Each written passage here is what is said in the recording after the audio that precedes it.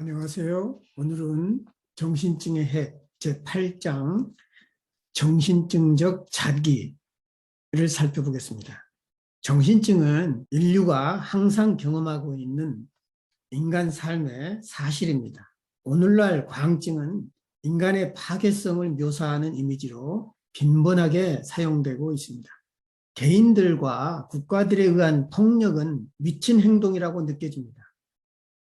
우리는 과학적으로 보이는 지도자들을 지적할 수 있고 온전해 보이는 가면을 쓰고 있는 미친 지도자들도 목격할 수 있습니다. 이 장에서 우리는 주로 과학적의 이미지들에 관심을 갖습니다. 우리는 마치 우리가 신체 안에 있는 방사선 물질을 추적하듯이 꿈 안에 있는 미친 자기의 측면들을 추적할 수 있습니다. 나의 내담자인 칼의 꿈은 부패한 신체 자기를 보여줍니다. 이 꿈속 인물은 칼의 광증의 한 측면을 반영했고 그가 그의 신체와 보다 건전한 관계를 맺을 수 있는 길을 열어주었습니다.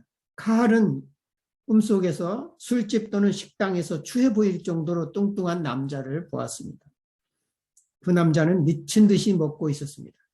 그는 머리를 뒤로 젖히고 눈을 감은 채 탐욕스러운 자기 몰두에 빠져 있었습니다. 칼은 두려우면서도 그 남자에게서 눈을 뗄 수 없었습니다.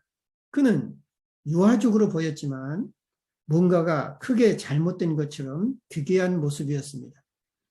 그 남자는 자신의 약함에 완전히 굴복한 상태였지만 칼은 그가 엄청난 힘을 가졌다고 느꼈습니다. 그 남자의 피부는 으스스할 정도로 번들거렸습니다. 이 꿈을 융심리학 관점에서 보면 꿈에 등장하는 그 남자는 칼의 그림자로 보이죠. 칼의 무의식에 내재되어 있는 어두운 측면을 아주 자세하고 구체적으로 보여주고 있습니다. 칼의 경우 악의 중심 안에 새로운 무한성이 열렸습니다. 탐식가를 보고 나서 그를 마피아 두목과 연결시킨 후에 새로운 신체자 인물들이 꿈에 나타나기 시작했습니다. 그들은 착한 군인들, 무용수들, 음악가들이었습니다. 뚱뚱한 남자의 모습을 견뎌낸 후에 좋은 신체 느낌들이 풀려져 나왔습니다. 뚱뚱한 남자는 자유로운 감정의 놀이를 위한 공간을 허용하지 않았었습니다. 나는 그 뚱뚱한 남자가 무용수들과 군인들과 음악가들을 그의 내면에 가두었던 나쁜 담아주는 그릇이요. 정신적 재료들을 압축하고 멸절시켜서 자체의 세력의 장 안으로 끌어들였던 일종의 블랙홀이라고 상상했습니다. 꿈을 살펴보는 것을 통해서 그의 만성적인 활동을 발견하고 그것의 가면을 벗길 수 있었습니다. 이제 그 뚱뚱한 남자가 정말 칼 내면에 있는 음악적인 인격이라든가 좋은 인격들을 가로막는 이제 장애 요소로 작용하고 있었다는 것이죠.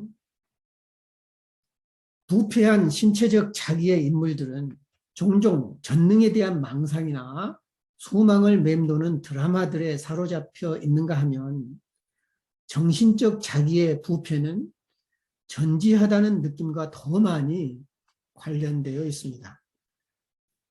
전능이 무한한 신체적 힘을 말하는 반면 전지는 무한한 정신적 힘을 말합니다.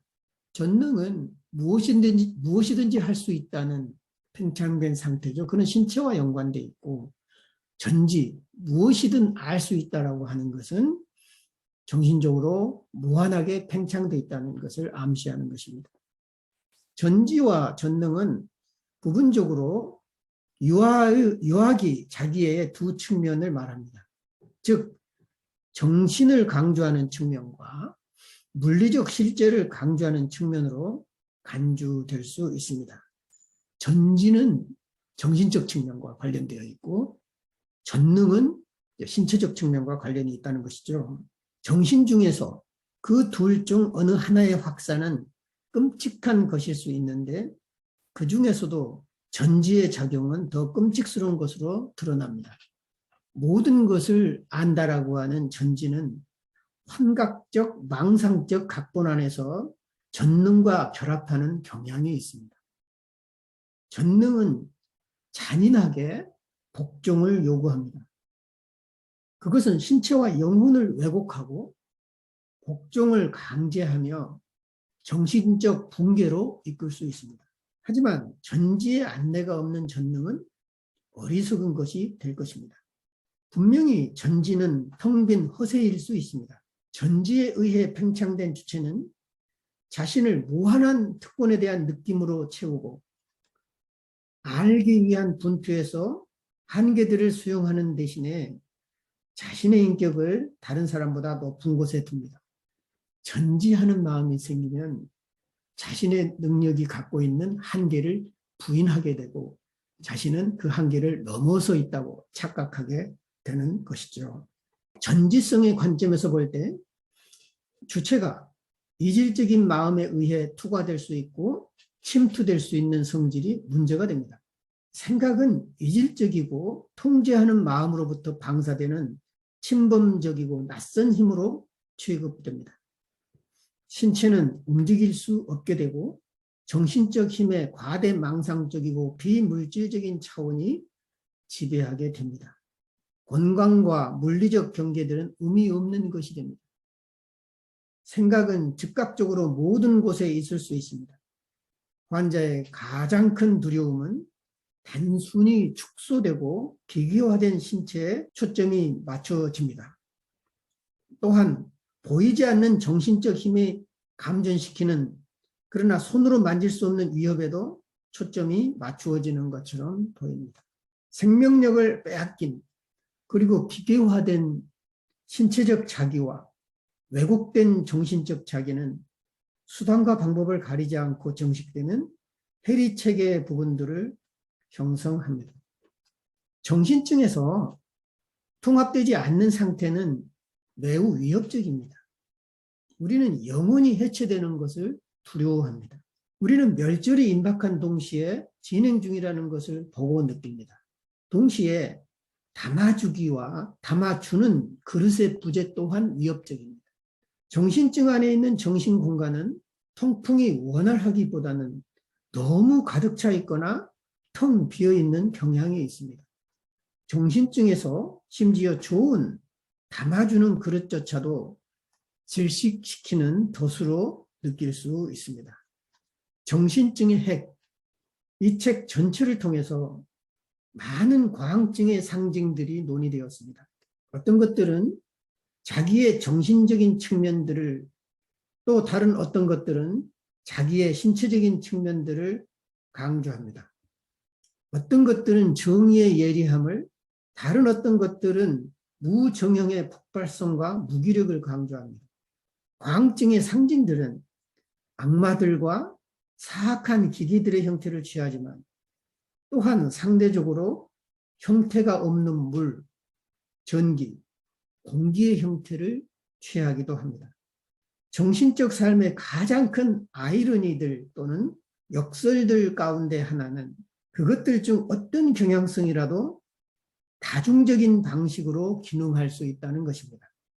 악마의 가차없이 망치는 과정들은 생동감을 불어넣는 자기 주장의 이면들일 수도 있습니다. 영웅이 되어 공중을 나는 꿈은 고통스러운 현실로부터의 도피를 나타내는 것일 수도 있습니다.